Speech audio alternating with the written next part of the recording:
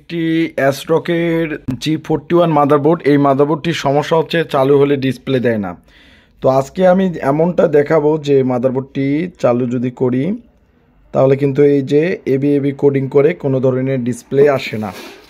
তো দেখেন কোডিং কিন্তু করতেছে না এবং মাদারবোর্ড কোনো ধরনের ডিসপ্লে দিচ্ছে না। তো এই ধরনের যাদের সমস্যা হয়ে থাকে, তো আপনারা যারা ভালো রকমের সার্ভিস সেন্টার খুঁজতেছেন, এই যে মাদারবোর্ড থেকে কোনো ধরনের ডিসপ্লে দিচ্ছে না, তো আমরা সকল প্রকার ডেস্কটপ এবং ল্যাপটপ মাদারবোর্ডগুলো সার্ভিস করে থাকি। তো এই রকম সমস্যা হলে আপনারা কি করবেন, মূলত এই ধরনের সমস্যা হলে আপনারা কি করবেন, তো অবশ্যই ভিডিওটা আমাদের দেখবেন।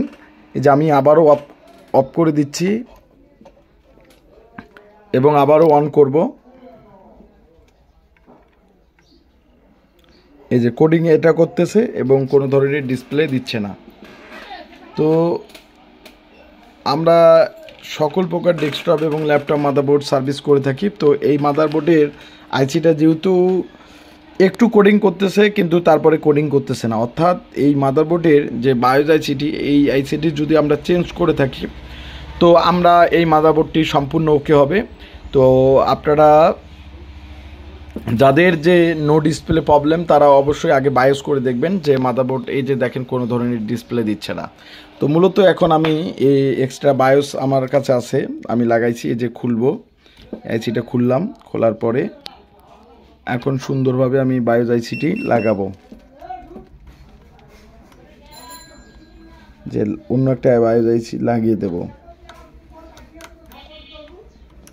তো অবশ্যই ভিডিওগুলো শেয়ার করে দেবেন। এই আইসিগুলো লাগানোর ক্ষেত্রে কোনো ধরনের তাতাল বা কোনো কিছু ইউজ করার লাগে না, তাই আপনাদের মাঝে ভিডিওটা শেয়ার করলাম। তো এই বায়োস আইসিটি আমি একটা নতুন বায়োস ফ্ল্যাশ করলাম, ফ্ল্যাশ করার পর এখন লাগিয়ে দেব, যে দেখব যে এখন আমাদের কোডিং কী করে।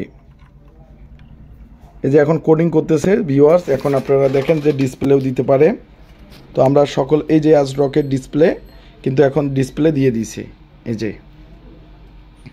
তো অবশ্যই আপনারা আমাদের আমরা সকল প্রকার ডেস্কটপ এবং ল্যাপটপ মাদারবোর্ডগুলো রিপেয়ার করে থাকি। আপনারাও এভাবে আমাদের ভিডিওগুলো দেখে আপনারা সার্ভিস করতে পারবেন। এছাড়া যারা সার্ভিসিং করতে যাচ্ছেন, স্ক্রিনে থাকা নাম্বারটি হচ্ছে হোয়াটসঅ্যাপ নাম্বার। তো আপনারা হোয়াটসঅ্যাপে ফোন করতে পারবেন। আমরা সকল প্রকার ডেস্কটপ এবং ল্যাপটপ মাদারবোর্ড সার্ভিস করে থাকি।